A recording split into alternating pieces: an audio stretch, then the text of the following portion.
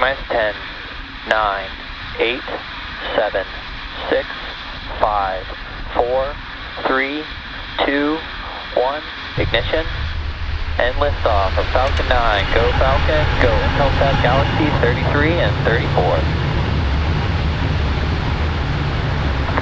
Falcon 9 is pitching downrange.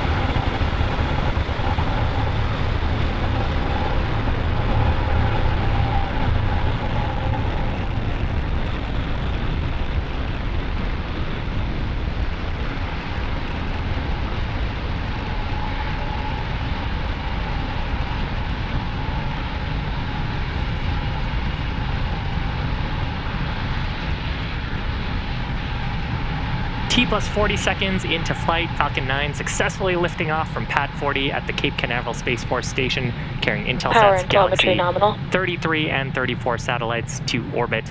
Now, during ascent, we have begun tilting the engine, that's technically called gimbaling, and we've begun what's called a gravity turn. So we're beginning to move the rocket horizontally. We're still going up, but we're also going horizontally out Falcon over the 9 Atlantic. is supersonic. Now at this point, we're just a few seconds away for maximum dynamic pressure, max Q, right after we get supersonic. Max Q.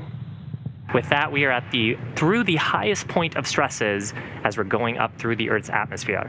Now, going back to what I was saying about going horizontally, a rocket needs to go about 17,500 miles per hour to get into orbit. So our velocity is going to keep ticking up. You can see that on the left-hand side of your screen to take these satellites to their ultimate orbital destination. Coming up, we've got 3 events in quick succession. First of those will be MECO, that's main engine cutoff. This is where we shut down all 9 of the Merlin 1D engines on the first stage. Following that, we'll have stage separation. The first and second stages will separate. And then we'll have second engine start number 1, SES-1. That's where we'll ignite the Merlin vacuum engine on the second stage. So again, 3 events happening back-to-back, MECO, stage separation, SES-1. Those will happen about 20 seconds from now.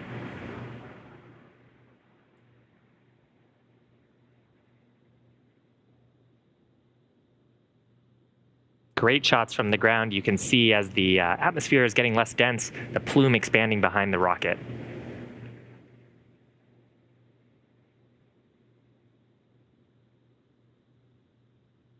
MECO. Stage separation confirmed. And back ignition. There we go, those 3 events back to back. So with that, the first stage will start making its way back to planet Earth for recovery. Our second stage has a pretty long burn to go. Next major milestone here will be coming up at about T plus 3.5 minutes. That'll be fairing deployment.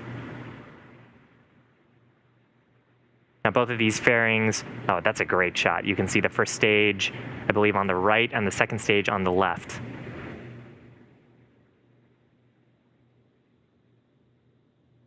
And those periodic bursts you're seeing there from the first stage attitude control system, helping reorient it, get the heat shields down.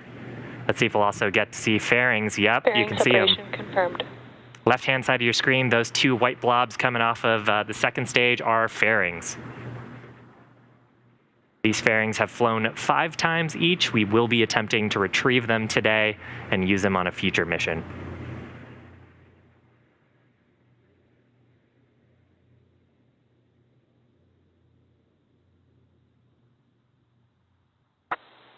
Both stages continue on nominal trajectories. We're about T plus 4 minutes into today's mission. Had a successful liftoff just 4 minutes ago. We're in the first of 2 planned Merlin vacuum burns for satellite deployment.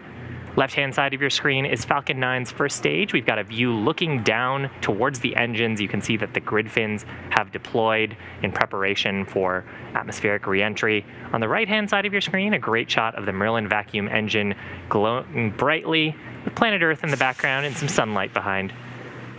The second stage on the right-hand side of your screen is carrying the Intelsat G-33 and 34 satellites to orbit.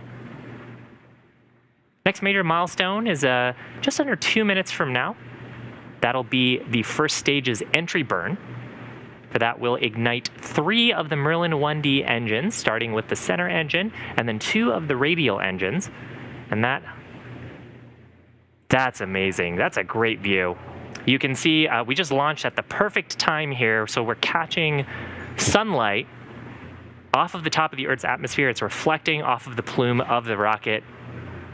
I love to call this the space jellyfish or the space octopus.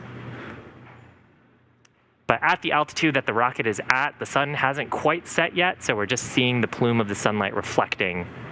Fantastic. Now, as I was saying, entry burn coming up for the first stage, left-hand side of your screen. That burn helps slow down the first stage for recovery as we start hitting the thicker parts of the Earth's atmosphere. And during that entry burn, we're decelerating, firing the Merlin engines, but the plume of the rocket is coming back on the vehicle, and so that ends up leaving that nice soot deposit that we see on the surface of Falcon 9s when we get them back on recovery.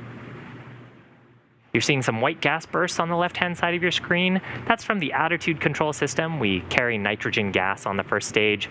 Since you don't have an atmosphere to push off of in space, we have to produce some thrust to reorient the vehicle, and that comes from those nitrogen gas thrusters. Second stage burn continuing to look nominal. Stage 1 FTS has saved. Stage 1 entry burn startup. So again, 3 Merlin 1D engines igniting here, plume coming back on the vehicle, slowing us down. This burn just about 20 seconds long.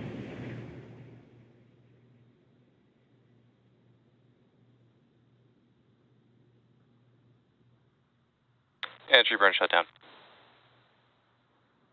And successful shutdown of the entry burn. So with that, the first stage is going to do a little bit of reorienting, make sure its heat shield is pointed down, and as we start getting into the thicker parts of the Earth's atmosphere, those grid fins start to become much more effective. And the whole reason for doing this is because we want to reuse this booster. Reusability is the key to lowering the cost of spaceflight. That enables us to make more investments in critical scientific research. And as I mentioned earlier, the first stage that's supporting today's mission is making this burn for the 14th time, having done it for GPS-3 Space Vehicle 3, Turksat 5A, Transporter 2, and 10 Starlink missions. Stage 2 terminal guidance. So with that call out for Stage 2 terminal guidance, we're coming up on second engine cutoff, or SECO, number 1. Stage 1 is transonic. That call out there indicating that we are passing through the speed of sound as we're getting through the thicker parts of the Earth's atmosphere. Next major milestone for the first stage will be its landing burn. Just a single Merlin engine will ignite, followed by landing leg deploy. Stage 2 FTS has saved. And hopefully a soft touchdown.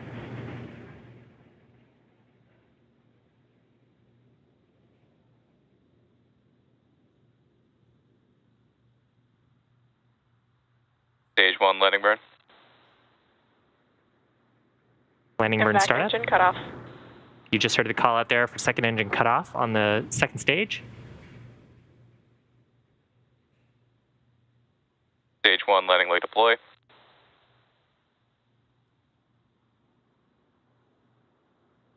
Stage 1 landing is confirmed. Awesome. Successful Stage 2 landing nominal orbit insertion. on our drone ship about Expected loss of signal, Cape. 600 kilometers off the coast of Florida. You also heard in there was second engine cutoff on our second stage. So just handling them in order here. 146th recovery for an orbital class rocket, including first stage landings for Falcon 9 and Falcon Heavy. Second stage completed its burn. It's in the nominal orbit, but the mission isn't over just yet. The second stage is going to embark on its first coast phase. Following that coast phase, we are going to light the Merlin vacuum engine for a second time. That'll happen about 26 minutes into the mission. So we're going to see you back here in about 17 minutes. In the meantime, enjoy the space tunes, enjoy this awesome view of Falcon 9 and the space jellyfish.